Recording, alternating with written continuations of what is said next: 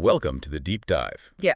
You're here because you want to get smart fast. We sift through the research, the articles, all the noise, really. And we pull out the key insights and the stuff that matter. Yeah, just the core ideas. Today we're taking a deep dive into something pretty fascinating. A computational model of school achievement. Right. You sent over that open access review article from the Educational Psychology Review. That's the one. It lays out this newer, more detailed way of thinking about why some students do well and others struggle. And our mission today is pretty straightforward. Give you the essence of this new approach, this computational model of school achievement. ComSA for short. Forget those kind of vague theories for a second. We're talking about a model that uses math, actual equations to understand learning, which is pretty cool in itself. It really is. But what's maybe even cooler is how it helps explain some of those really puzzling inconsistencies you see in education research. You know, the findings that just don't seem to line up. Exactly, the stuff that makes you scratch your head. Okay, let's unpack this thing. Sounds good. So the article kicks things off by discussing the limitations of what they term simple theories in educational psychology. Simple theories. Now, simple doesn't mean bad, right? Not at all. No, it just means these theories, the ones we often hear about, they're usually based on a few core ideas, supported by research, sure.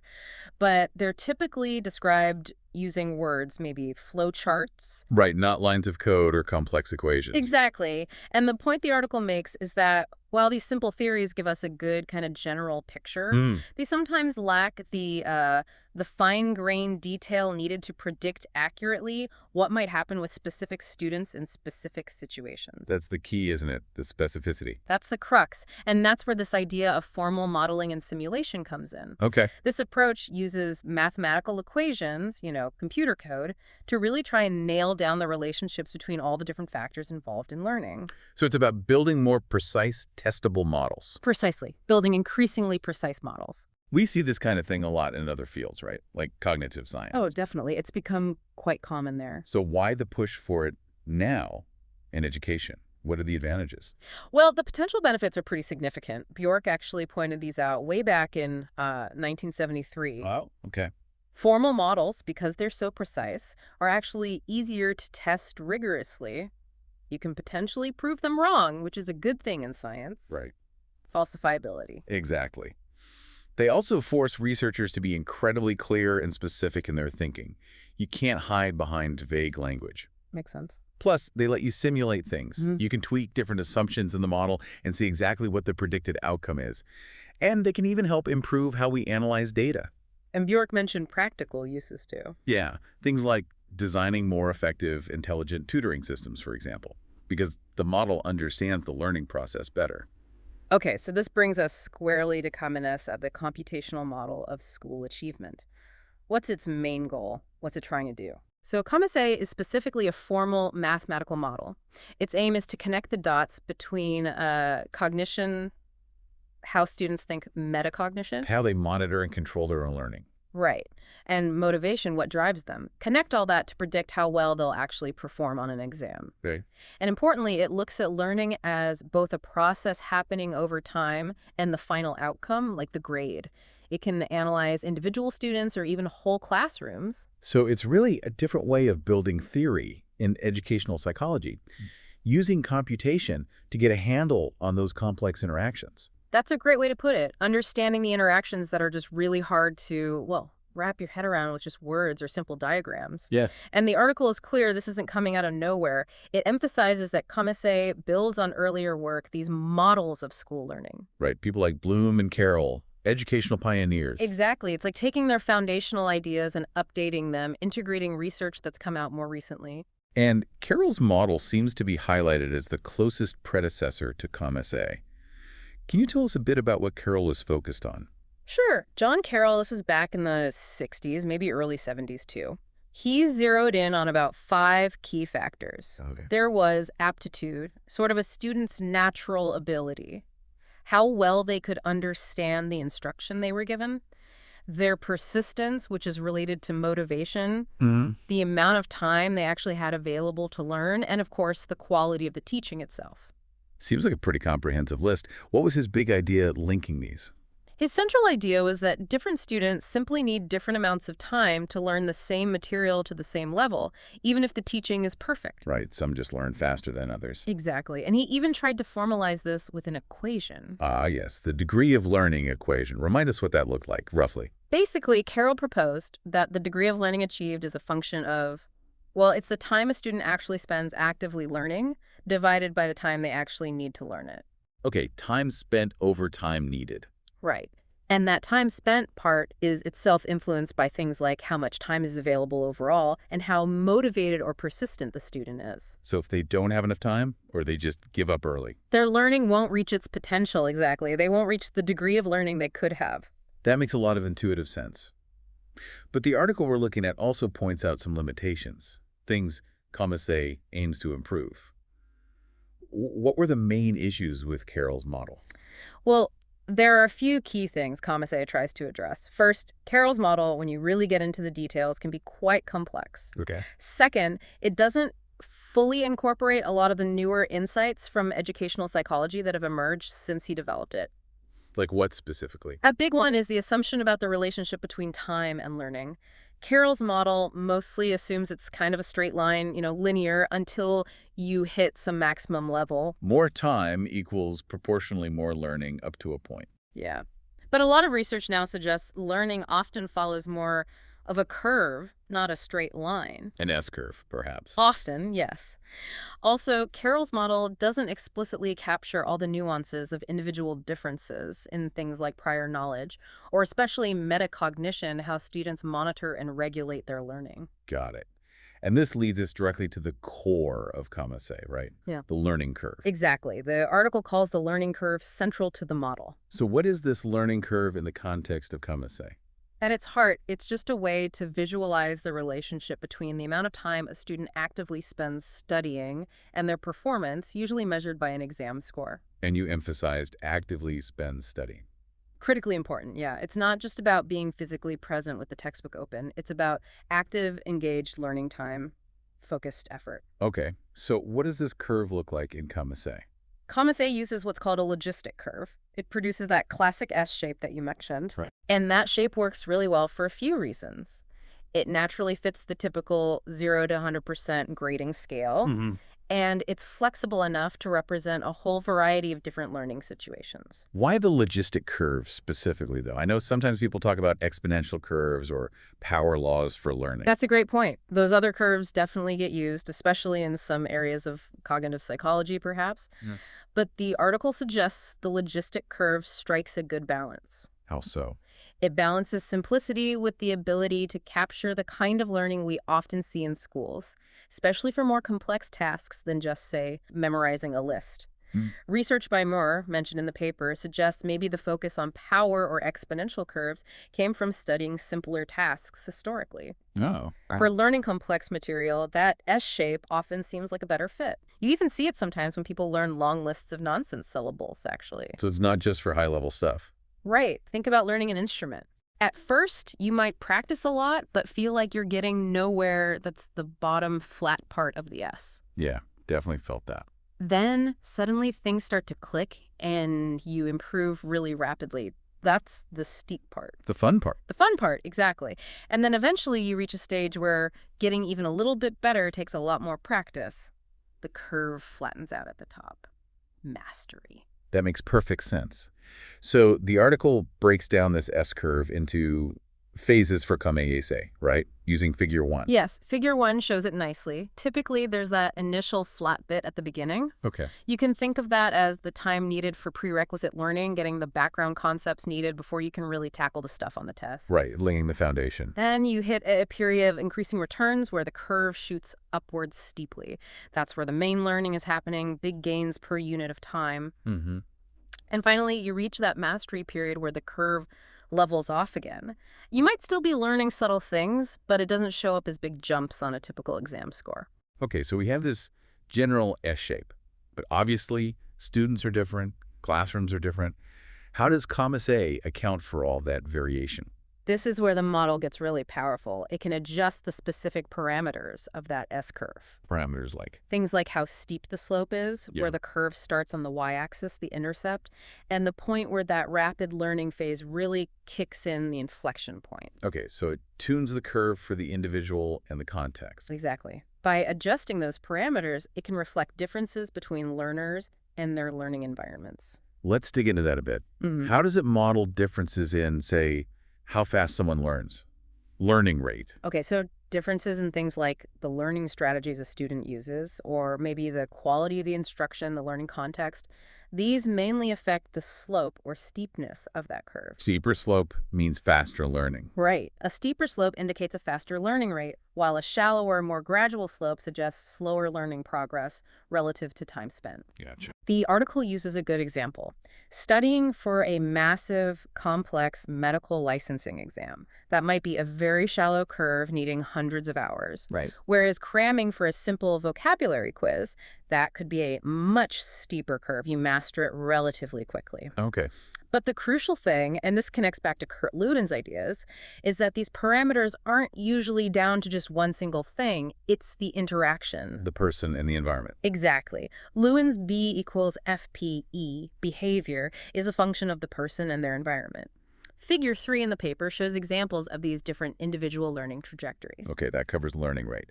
What about prior knowledge? We know that's huge. Absolutely. COMMAS-A accounts for prior knowledge in a couple of main ways, affecting where the curve starts and how quickly you get into that steep learning phase. Okay, what are those two ways? First, you can think about shifting the floor of the curve. That's about the intercept where the performance starts before any specific studying for this test begins. So you're not always starting at zero performance. Right. Maybe you get some points just for guessing on a multiple choice test. Or maybe the teacher has a policy that the minimum grade is 50%. Or, more importantly, maybe the student already knows some of the material from previous classes or experience. Like that college student taking a middle school test example. Exactly. Their starting point, their intercept, would be much higher than a student seeing it for the first time. It makes sense. What's the second way prior knowledge factors in? The second way involves shifting the inflection point of the curve. This relates more to the prerequisite knowledge needed before the learning of the tested material can really take off. Ah, so it's about readiness to learn the new stuff. Precisely. If a student has a strong foundation, the inflection point where the curve starts going up steeply occurs earlier in their study time. They can jump right in. Okay. But if they're missing key background knowledge, that inflection point gets shifted to the right. They need to spend time catching up on prerequisites first before they see big gains on the target material. That connects to Bloom's idea of cognitive entry behaviors, doesn't it? It does, very much so. The article mentions the example of a vocabulary test, say, Ukrainian vocabulary. A native speaker has all the prerequisites. Their inflection point is way over to the left, someone new to the language. Needs a lot more groundwork first. Their inflection point is shifted right. Exactly. They need to learn basic sounds, grammar, etc. before the specific vocabulary learning becomes efficient. Okay, learning rate, prior knowledge. Yeah. What about motivation? That's obviously a massive piece of the puzzle. Huge piece. In COMMAS-A, motivation is modeled primarily as determining how far a student chooses to travel along their potential learning curve. How far they go. Okay. How does it model that choice? It introduces the idea of two circuit breakers, basically, two conditions that can make a student stop studying. Two circuit breakers. Interesting. What are they? The first one is called the norm of study. This is essentially the student's personal performance goal for that particular test or task. Like, I want to get at least an 80 on this test. Exactly. Some students aim for 80, some aim for 95, some might just aim to pass. Once a student believes they've reached or exceeded their goal, they might stop studying. Ah, so it's tied to their perception of their performance. Yes, which links back to metacognition, as we'll see. This idea connects to models like discrepancy reduction, comparing where you think you are to where you want to be. Okay, that's the first circuit breaker hitting your goal. What's the second? The second is the maximum willingness to study. This is basically perseverance, what Carol talked about. It's the absolute limit on the amount of time or effort a student is prepared to invest, regardless of whether they've hit their goal yet. So even if they know they need a 90 and they think they're only at an 80, they might just say, "That's it, I'm done. I can't study anymore." There's a limit to their persistence. Figure 5 in the article illustrates this interplay. got it. And the article makes a really crucial point based on this S-curve. Not all study time is created equal, right? Absolutely critical point. Because of that nonlinear S-shape, an hour of study doesn't always yield the same amount of learning gain. Right. If you're on that steep part of the curve, an hour might boost your score significantly.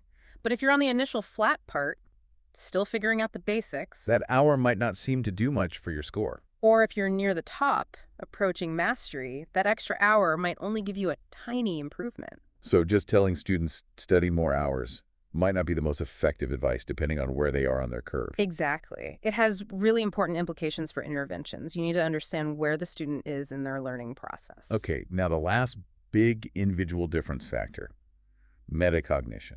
How does the model incorporate a student's awareness and control of their own learning? Metacognition is sort of the glue here, acting as a crucial link between the cognitive parts, the motivational parts, and the final achievement. ComSA looks at it through a few lenses. Such as, Well, one key aspect is metacognitive monitoring. This is about how accurately students can judge their own learning state. How well do they know what they know? predicting their performance. Right. And the model considers two components of that accuracy: bias and precision. Bias and precision, explain those. Bias refers to the overall tendency. Are they generally overconfident, thinking they know more than they do, or underconfident? This is also called calibration. Okay. Precision, on the other hand, is about the consistency or reliability of their judgments across different items or concepts. How well can they distinguish between what they know well and what they don't? Sometimes called resolution or sensitivity. So bias affects their overall decision to study more or less. Exactly. If you're overconfident, positive bias, you might stop studying too early because you think you fit your goal. If you're underconfident, negative bias, you might waste time studying stuff you already know. And precision. Low precision means your judgments aren't very good indicators of your actual knowledge, making it hard to study efficiently. Got it. What about other aspects of metacognition? The article also mentions metacognitive beliefs and control. These are more about the strategies students use. These likely influence the slope of the learning curve. So knowing how to learn effectively. Right. A student who knows about effective strategies like retrieval practice or self-explanation and actually uses them. Will probably have a steeper learning curve. They learn faster per hour studied. That's the idea, compared to someone who just rereads notes passively, which we know is generally less effective. Okay, wow. So we have all these interacting components. The basic learning curve shape, influenced by learning rate and prior knowledge, then motivation determining how far you go along it, and metacognition influencing both the perception of progress and the efficiency of learning itself. How does ComSA put it all together to predict an actual grade? Yeah, it sounds complex, and it is, but the article simplifies the process into roughly 3 stages for the model. Okay, stage 1. Stage 1 is establishing that individual's potential learning curve, figuring out the slope, the intercept, the inflection point, based on the student's characteristics and the learning context. Stage 2. Stage 2 involved modulation by metacognition. The student's perceived performance, which guides their study decisions, is adjusted based on their metacognitive bias and precision. So their internal sense of how well am I doing? Exactly. And then stage 3. Determining study time and the final prediction. Right. The model figures out when the student stops studying, either because they think they've hit their norm of study, influenced by that metacognitively adjusted perception, or because they've hit their maximum willingness to study limit. Whichever comes first. Whichever circuit breaker trips first. And then, based on the total time they end up studying, the model looks up their actual predicted performance on their potential learning curve. That's the predicted grade. Okay, the article does note that in reality, these stages are probably much more intertwined and dynamic. Oh, absolutely. It's a simplification for modeling purposes to make it tractable, but it gives us a conceptual framework. Yeah, a way to think about it. Now, how does this ComSA framework connect back to all the other psychological theories out there about motivation, cognition, and so on? That's a really important point. ComSA acts as a kind of bridge. It doesn't necessarily try to model the internal beliefs or cognitive processes themselves in detail. Okay. Instead, it focuses on modeling the behavioral effects of those underlying psychological factors on achievement. Figure 8 in the paper illustrates this. So it's looking more at the link between observable learning behavior and the outcome. Kind of, yeah. It shifts the focus slightly. Many theories look at, say, beliefs outcome. ComSA is more like modeling the effects of those beliefs on learning behaviors, like time spent, strategy choice reflected in the curve, outcome. It asks, given certain assumptions about motivation or metacognition, what patterns of study behavior and achievement should we expect? Can you give an example? The article mentions utility value interventions. How does ComSA help us understand those? Sure, utility value interventions aim to boost motivation by helping students see how what they're learning is useful or relevant to their lives or goals. Right, making it seem worthwhile. So from a ComSA perspective, increasing utility value might do a couple of things. It might increase the student's norm of study. They might set a higher performance goal because they now value success more. Okay, aim higher. Or it might increase their maximum willingness to study. They're prepared to put in more effort overall. More perseverance. Exactly. And then ComSA allows us to simulate, okay, if they do study longer because of this intervention, how much will their score actually improve given their position on their specific learning curve? So it translates the motivational change into a potential behavioral change, more study time or higher goal, and then predicts the achievement outcome based on the learning curve dynamics. That's the idea. It provides a mechanism to connect those dots. Yeah. Similarly, an intervention promoting, say, a growth mindset or teaching effective study strategies like retrieval practice. Those might primarily affect the slope of the learning curve. Yeah. Make learning more efficient. Plausibly, yes. Or improve metacognitive accuracy, reducing bias. ComSI gives a framework to think about how these different interventions might exert their effects on the learning process and outcome. Very interesting. Now, the researchers didn't just propose the model. They actually used computer simulations, right? Tell us about those. They did. They ran extensive simulations, manipulating something like 22 different parameters of the model, things related to prior knowledge, learning rate, motivation levels, metacognitive accuracy, etc. Wow, 22 parameters. Yeah, and they generated data for thousands of simulated students across many simulated classrooms. This allowed them to explore the model's behavior under a wide range of conditions. What were some of the key things they looked at with these simulations? Two major areas they reported on were the relationship between time on task, study time, and achievement, and the relationship between prior knowledge and subsequent learning gains. Okay, let's take time on task first. That seems like it should be simple. More studying equals better grades. What did the simulations show? Well, it wasn't quite that simple. On average, across all the varied simulations, there was a positive correlation, as you'd expect. More time generally led to higher achievement. What? But the strength and even the direction of that correlation varied hugely, depending on the specific parameters of the simulated classroom context. Varied hugely. How much? To the point where in some simulated scenarios, the correlation actually became negative. Negative. More study time linked to lower achievement. How does that work? That sounds completely counterintuitive. It does, but the model helps explain it.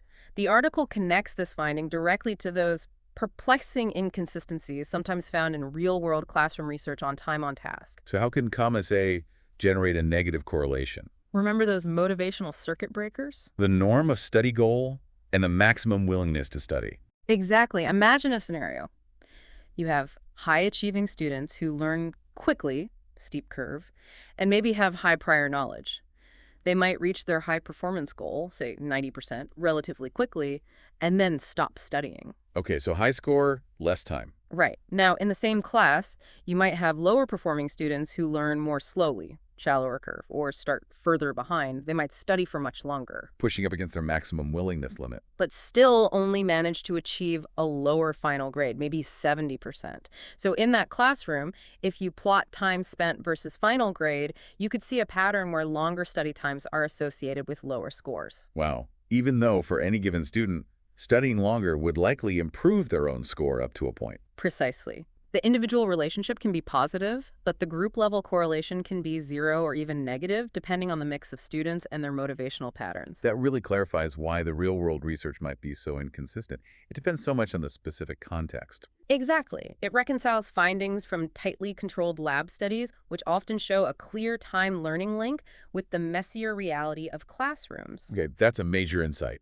What about the second big simulation, finding the link between prior knowledge and learning games? Right, they used this simulation to explore this relationship, comparing ComSA's output to the findings of a big meta-analysis of actual studies by Simonsmeyer and colleagues. What kind of relationships did they look at? They examined 3 key correlations: Prior knowledge versus final performance, which is usually positive. Prior knowledge versus absolute learning gains, how much the score increased.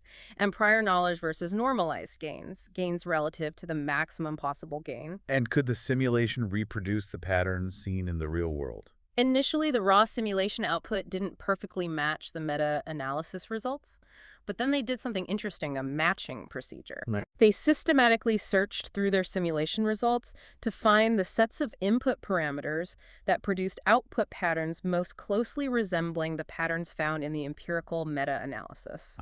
Like asking what kind of simulated students in classrooms best explain the real-world data we see. Exactly, and they were able to find simulation parameters that closely reproduced the complex patterns of correlations reported by Simonsmeyer et al. That's pretty impressive.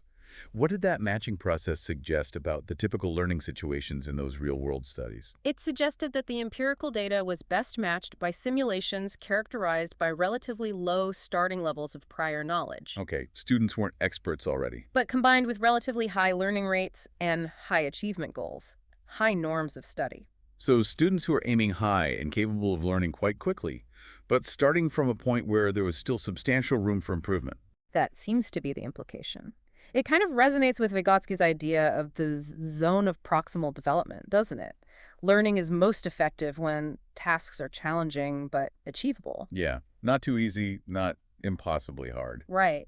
And another interesting finding from that match data, there was a positive correlation between the simulated students' initial knowledge and their motivation levels, specifically their norm of study. So students who started out knowing more also tended to aim higher. That's what the matched simulation suggested. And this supports other empirical findings, like the big fish, little pond effect. Where being a high performer in your current group boosts your academic self-concept and motivation. Exactly. So the model seems capable of capturing some quite subtle dynamics observed in real educational settings. Okay, this has been a really deep dive. Let's try and bring it all together. What's the main takeaway for our listeners from all this exploration of COMMAS-A? I think the big picture here is that COMMAS-A offers a really valuable new lens for thinking about school achievement.